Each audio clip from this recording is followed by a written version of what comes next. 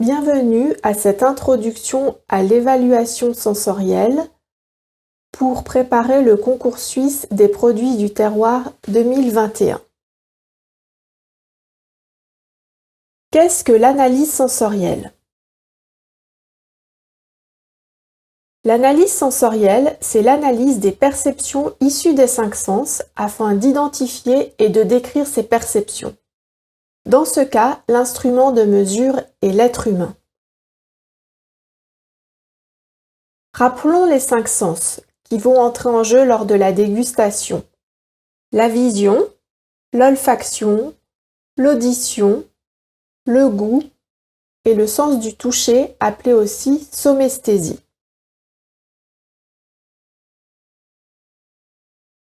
L'analyse sensorielle, c'est en quelque sorte des dégustations scientifiques qui ont lieu dans des conditions contrôlées. Ici, vous avez une photographie d'un box de dégustation qui permet aux panélistes de bien se concentrer sur ses perceptions et de répondre à des questions sur un ordinateur. Pour une analyse sensorielle, les dégustations ont lieu à l'aveugle et les échantillons sont codés. On va utiliser un langage commun grâce à des référents lors d'entraînement. Par exemple ici, l'entraînement au descripteur Pruno qui pourra être utilisé pour décrire la dégustation d'un miel. Les panélistes s'entraînent donc régulièrement dans des petites cabines de dégustation à utiliser un langage commun et des échelles communes. Rappelons les caractéristiques sensorielles et les perceptions lors de la dégustation. Nous allons voir l'apparence, l'odeur, la flaveur et la texture. L'apparence de l'aliment nous renseigne sur sa couleur, avec son intensité, sa luminosité, son homogénéité, sur la consistance de l'aliment qui pourra être par exemple visqueux ou rugueux, ou bien encore la forme et la taille de cet aliment. Ensuite, l'odeur va faire intervenir le sens de l'odorat. L'odeur d'un aliment est perçue par voie directe, simplement en inspirant au-dessus de l'aliment. On va pouvoir utiliser un langage pour exprimer ce que l'on ressent en décrivant par exemple cette odeur comme animale ou épicée. Ces descripteurs sont rassemblés sous forme de roue des odeurs. Ici, vous avez un exemple avec du fromage. Le plus important lors de la dégustation, c'est sans doute la flaveur qui va faire intervenir le sens du goût, de l'odorat et du toucher. La flaveur, c'est d'abord des saveurs qui sont perçues par notre sens du goût, par notre langue et qui se limitent à 5 saveurs qui sont le sucré, l'acide, le salé, l'amer et cette 5e saveur que l'on appelle umami ou qui pourrait nous faire penser à la soupe chinoise ou au bouillon cube. Ensuite, la majorité de l'information de la flaveur provient de l'arôme qui est perçu par voie rétronasale et dont nous allons parler juste après. Cet arôme pourra être décrit par exemple comme floral, fruité, épicé, etc. Dans la flaveur, il y a également les sensations trigéminales qui, elles, nous permettent de percevoir le froid de la menthe, le brûlant du piment ou encore le picotement de l'eau gazeuse. Enfin, on va aussi pouvoir percevoir de l'astringence, cette sensation de bouche sèche lorsqu'on déguste par exemple du vin rouge. Alors, qu'est-ce qu'un arôme? Un arôme, c'est une odeur qui est perçue par voie rétronasale. Sur cet exemple, vous voyez un bonhomme qui est en train de déguster une fraise. Si l'odeur de la fraise passe directement par le nez jusqu'à notre épithélium olfactif, on parle d'odeur. Alors que si les mêmes ingrédients sont mastiqués et libérés en bouche pour remonter par voie rétronasale jusqu'à notre épithélium olfactif, on parle alors d'arôme. Vous avez certainement fait cette expérience que lorsque vous avez le nez bouché, on perçoit très peu d'informations puisque les arômes ne peuvent pas remonter jusqu'à notre épithélium olfactif. Une fois l'odeur ou l'arôme qui a atteint notre nez, donc notre épithélium olfactif, des bras de neurones vont capter ces molécules pour ensuite transmettre l'information au reste de notre cerveau. Ainsi, le bulbe olfactif va récolter cette information et la transmettre à différentes parties de notre cerveau. D'abord, la partie de notre cerveau qui va traiter les informations hédoniques, est-ce que j'aime ou alors est-ce que je n'aime pas.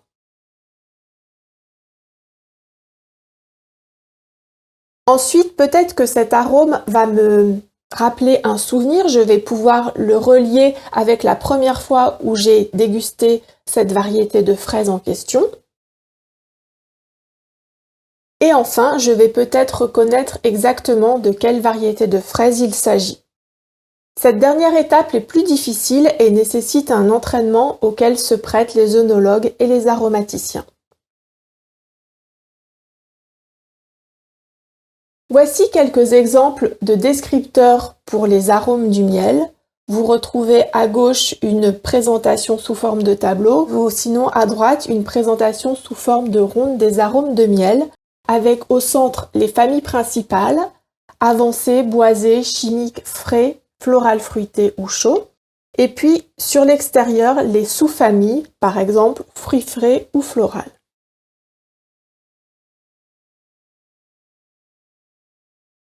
Enfin, nous allons parler de la texture qui est perçue par le sens du toucher, de l'audition et de la vue. La texture d'un aliment nous renseigne sur sa surface. Est-ce qu'elle est humide, huileuse, gluante, lisse? Ensuite, lors de la mastication, lors des premières mastications, nous pourrons décrire l'aliment comme dur, dense, croquant ou élastique. Puis, pour la suite de la mastication, d'autres termes peuvent apparaître comme cohésif, adhésif, homogène, fibreux ou gras. Enfin, après avoir avalé, on peut percevoir par le sens du toucher un film de graisse. Nous avons donc vu les différentes caractéristiques sensorielles d'un aliment et les sens que cela fait entrer en jeu. Il s'agit dans ce cas-là d'une description plutôt analytique.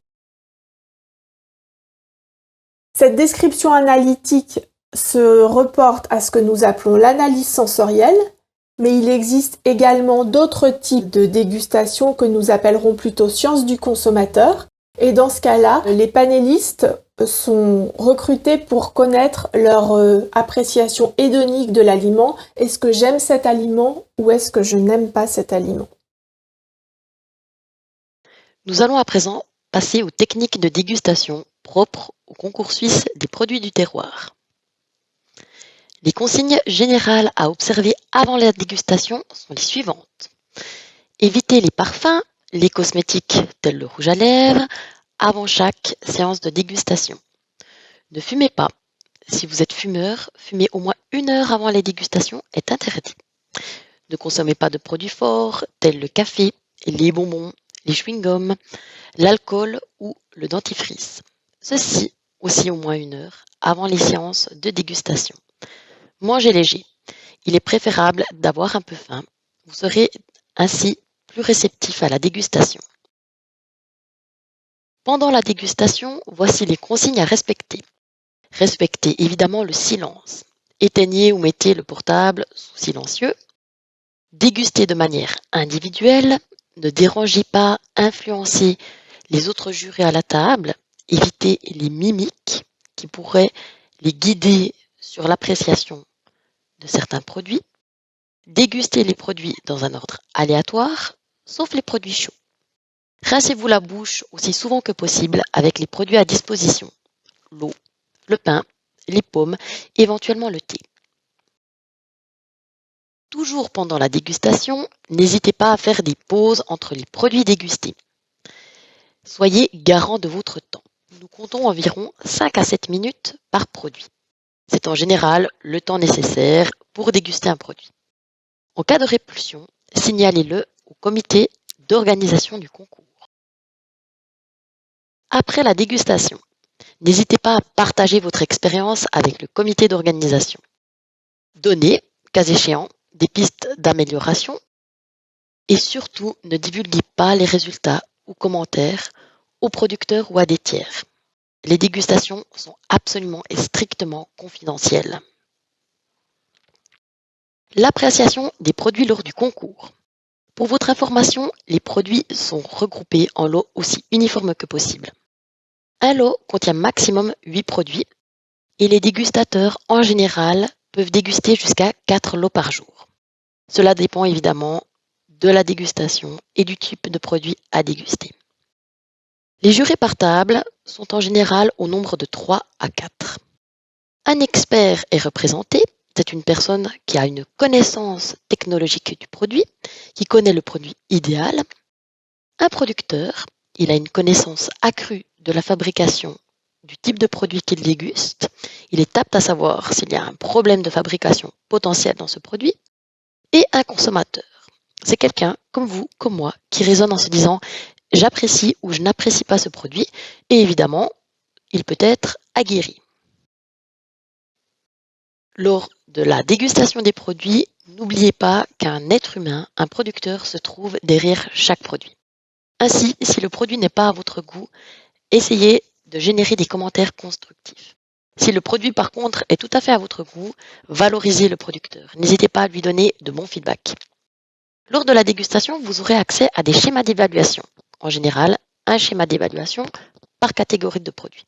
Ces schémas peuvent vous aider, vous guider dans l'évaluation analytique de certains attributs, tels que l'œil, le nez ou la bouche. Une note de 3 est considérée sans vice ni vertu, c'est-à-dire la moyenne en quelque sorte. Ces schémas peuvent aussi vous aider, vous guider dans la démarche hédonique. C'est un coup de cœur, j'adore ce produit. Ainsi, vous mettrez une note de 5. Si ce produit n'est pas à votre goût, vous pourrez mettre une note de 1 pour cet attribut appréciation générale.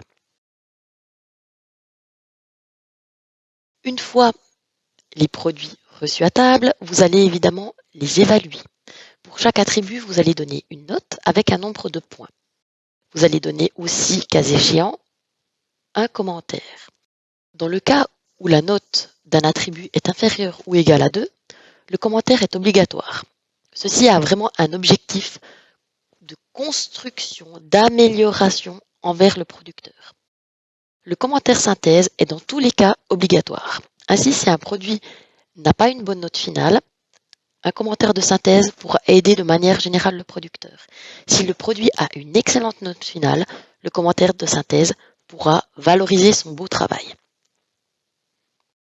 Après avoir évalué de manière individuelle chaque produit, vous allez discuter au sein de la table dans ce qu'on appelle l'évaluation consensuelle.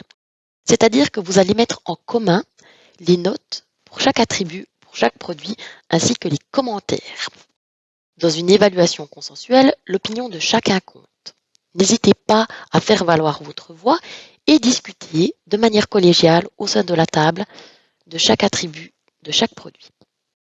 Dans le cas où vous rencontrez une difficulté à prendre une décision collégiale, n'hésitez pas à demander l'aide du président de la catégorie.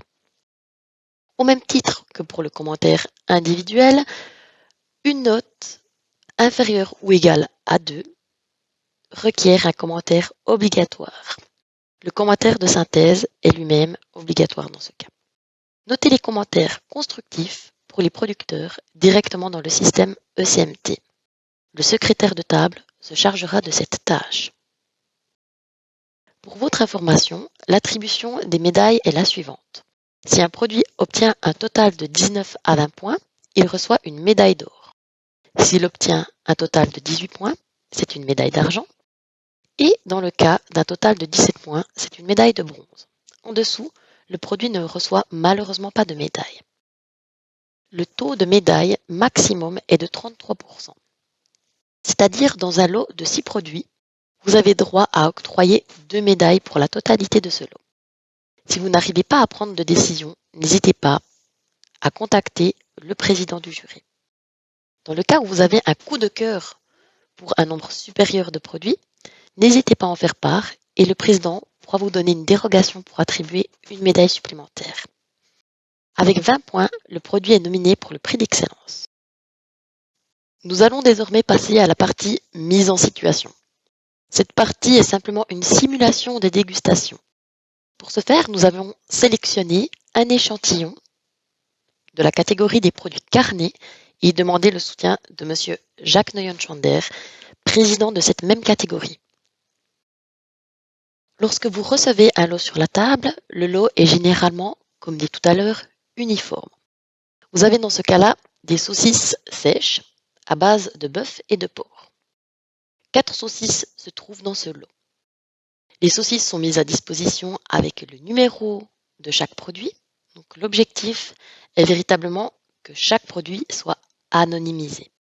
Ainsi, vous n'avez pas accès au nom du producteur ni aucune piste qui puisse vous guider sur l'identité de ce producteur.